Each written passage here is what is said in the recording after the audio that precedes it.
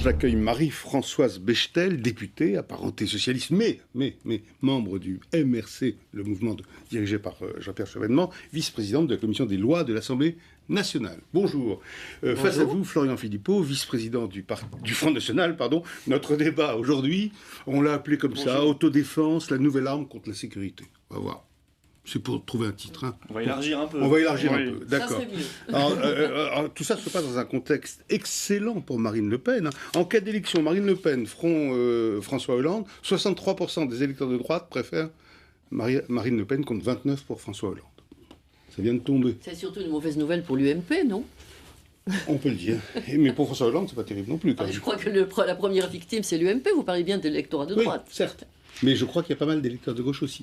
Vous venez dire l'électorat de droite. Enfin bon, on va y revenir. Allez, 84%, autre sondage, IFOP, 84% des Français estiment que la délinquance est en hausse, alors que le nombre des victimes reste stable, lui. Bon, comment expliquez-vous cet envol de ce que Lionel Jospin appelait le sentiment d'insécurité? Marie-Françoise Bechtel. Oui, je crois qu'il n'y a pas qu'un sentiment d'insécurité. Je crois qu'il y a une insécurité réelle, ressentie. Mais ce que je crois, c'est que cette insécurité, elle existe pour les Français sous forme d'une angoisse beaucoup plus large. C'est l'angoisse de ce que va devenir le pays. C'est l'angoisse aussi de l'avenir de l'Europe, qui fut la zone dominante du monde et qui ne l'est plus.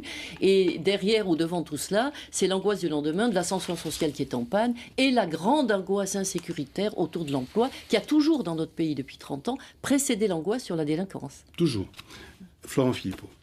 84%. Oui, bon, évidemment, je pense qu'il faut balayer ce débat sur le sentiment d'insécurité. Bon, c'est fini. Bon, je pense que tout le monde a compris qu'il y avait un problème majeur d'insécurité et de délinquance dans le pays, ce qui n'exclut pas les problèmes que vous venez de citer. Mais si j'essaie de restreindre au sujet qui nous intéresse aujourd'hui, bien évidemment, ce qu'on a constaté ces dernières années, c'est une propagation aussi territoriale de la délinquance et de l'insécurité.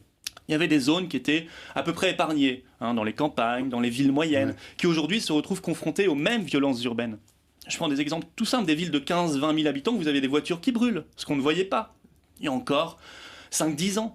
On voit dans des campagnes des agressions extrêmement violentes, des braquages de petits commerçants. C'était des trucs peinards, quoi, des endroits... C'était des endroits dont on estimait qu'ils étaient calmes et épargnés. Ouais. D'accord. C'est un peu plus compliqué que cela, si vous le permettez. Oui, il y a une mutation, et notamment il y a des cambriolages dans les petits villages. J'en sais quelque chose. Je suis élu d'une circonscription, celle de Soissons. Dans des petits villages avoisinants, on voit cambrioler alors que les gens sortaient sans fermer la clé. Mais c'est la raison pour laquelle le ministre de l'Intérieur, nous avons un excellent ministre de l'Intérieur, Manuel Valls, vient de mettre en œuvre... Ça fait rire. Oui, eh bien moi ça me fait pas rire parce qu'il vient de mettre en œuvre un plan contre le cambriolage et précisément ciblé au plus près. C'est ça, les voisins vigilants? Non, pas tous les voisins vigilants, non, des forces de proximité plus proches et surtout d'une meilleure analyse en amont de qui sont les cambrioleurs pour mieux ensuite les suivre et, si je puis me permettre ce mot, les coincer. Ouais. Oui, on espère, sinon... bon. Voilà. Florent Mais on Philippot... l'a jamais fait jusqu'à présent. Ouais. Florent Philippot dit, il répète partout, les Français ne se sentent plus défendus. Pourquoi? Non, mais si vous voulez, sur le débat sur Manuel Valls, il est intéressant. Et le sentiment aussi d'insécurité, et derrière cette insécurité réelle, viennent aussi du fait que les Français en ont soupé de voir, gouvernement après gouvernement, des exercices de pure communication. Et le grand plan sur les cambriolages que j'ai lu aussi fait partie de ces exercices de communication sans réalité derrière. C'est inexact, car il y a les nouveaux emplois. Il y a les nouveaux emplois. D'accord, mais ça on l'a déjà fait dans le passé. Vous savez, pour moi, Manuel Valls, c'est une sorte de Sarkozy 2.0. On a fait la mise à jour, il est un peu plus jeune, il y a un peu moins de cheveux blancs. C'est une nouvelle version, mais en faisant la mise à jour, on a conservé les bugs.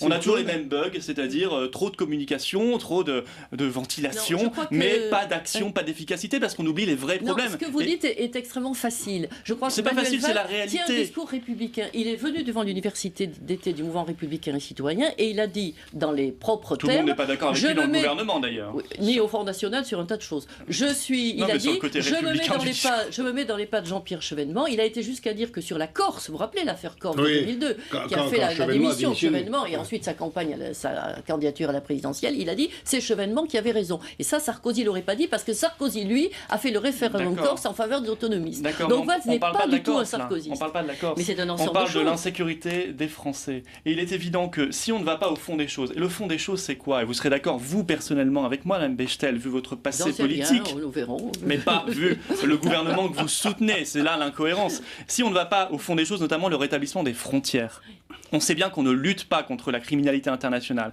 contre les réseaux et les trafics, notamment de drogue, qui sont à l'origine d'une part croissante et massive de l'insécurité. On ne peut rien faire sans frontières. Oui. Et on ne peut rien faire, donc... Pourquoi vous dites qu'elle serait d'accord? Alors comment je rétablis les frontières, c'est la vraie question. Oui. Eh bien, Je suis pas d'accord. Comment mais les si, rétablissez-vous? on sera peut-être d'accord, Vous allez mais on ne voir sera que pas non. d'accord avec le gouvernement. C'est-à-dire, je c'est pas considère qu'on sort de la tutelle de l'Union européenne qui a aboli les Très frontières. bien. faut sortir. Comment en sortez-vous?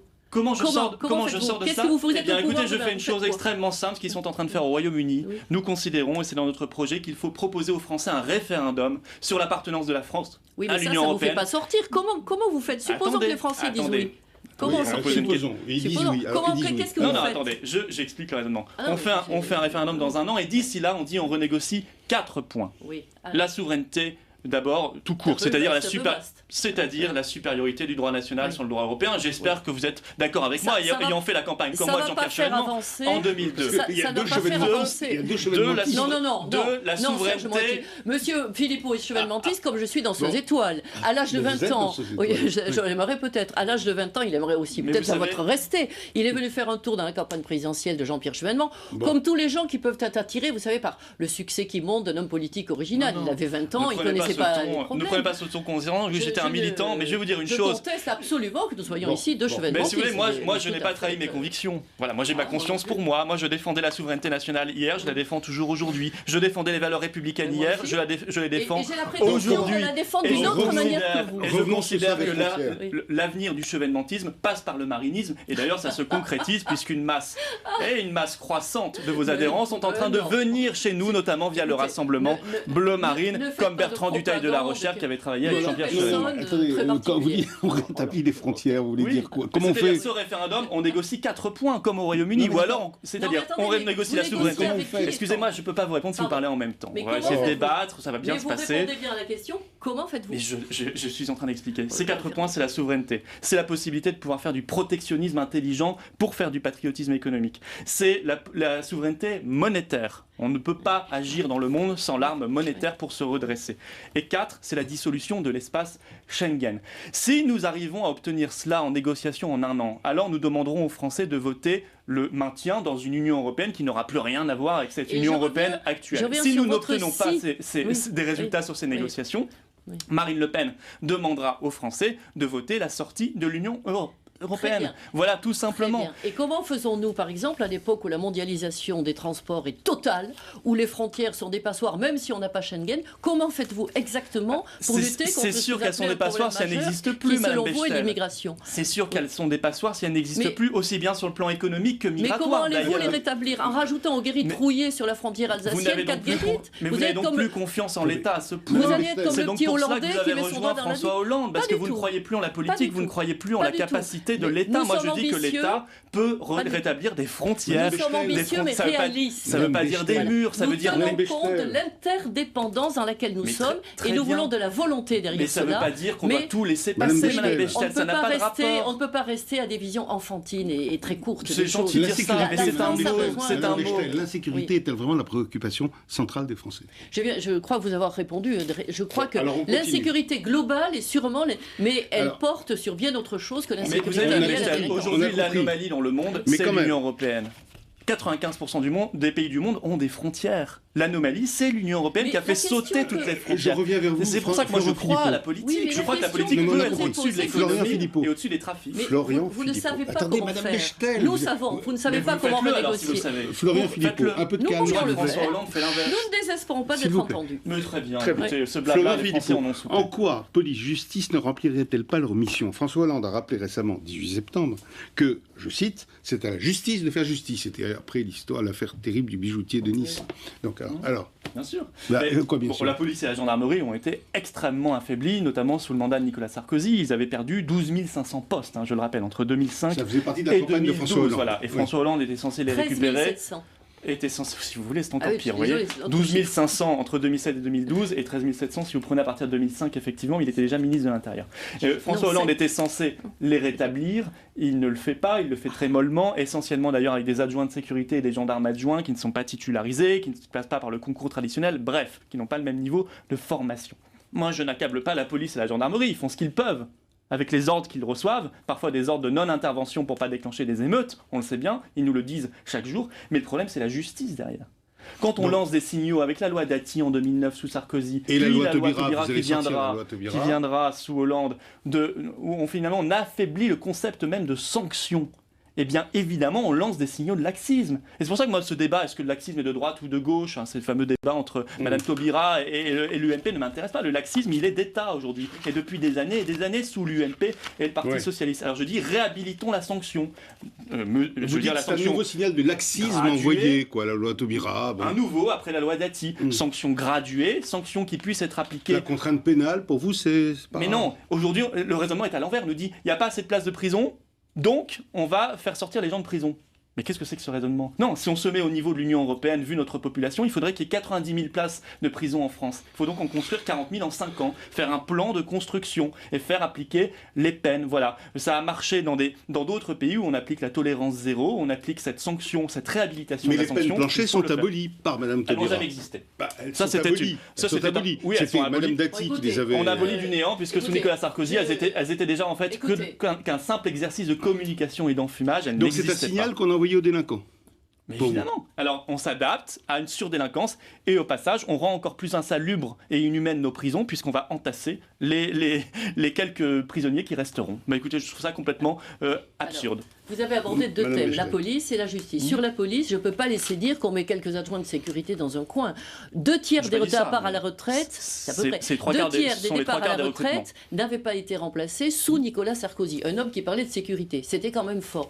Nous avons reconstitué le goût, et je dis nous parce que nous avons adhéré à cette juste politique, nous avons reconstitué le flux normal des départs à la retraite et des remplacements. Il y a quand même 4 à 500 emplois de police et de gendarmerie par an qui sont remis sur le terrain. Et surtout, vous n'avez pas évoqué un thème très important qui nous fait remonter aussi, je n'y peux rien, à Jean-Pierre Chevènement, ministre de l'Intérieur, c'est la police de proximité. Avec les zones prioritaires de sécurité, on a reconstitué... Les ZEP de la sécurité. Pardonnez-moi. Il y en a 64 sur l'ensemble du pays. On voit le résultat. Et on a reconstitué... La moitié de Marseille est en ZSP. Voyez-vous ce qu'il faut? La moitié de Marseille est en ZSP, vous voyez le résultat? On disait déjà 183, 67 morts à Marseille. Alors vous savez, rien de nouveau sous le soleil. Vous étiez trop jeune, bien entendu, pour vous en souvenir. Mais ce que je voulais quand même dire une chose, c'est que le fond de l'affaire en matière de police, c'est que la police soit visible. Qu'elle soit visible et qu'elle connaisse les populations auxquelles elle s'adresse, qu'elle patrouille dans les quartiers, qu'elle soit connue et que par là même, elle soit porteuse de, voyez-vous, monsieur Philippot, la visibilité de la règle, mais une visibilité républicaine. Une police à qui il n'y a rien à reprocher. Madame, vous avez pris la parole, continuez s'il vous plaît. Le soutien aux bijoutiers de Nice sur le net. Mais j'ai observé que le Front National avait 3 positions, alors peut-être pourriez-vous dire quelle est la bonne. Vous ne savez même pas ce que je vais vous dire. Qui mobilise plus d'1,5 million de signatures, d'accord, et sans précédent.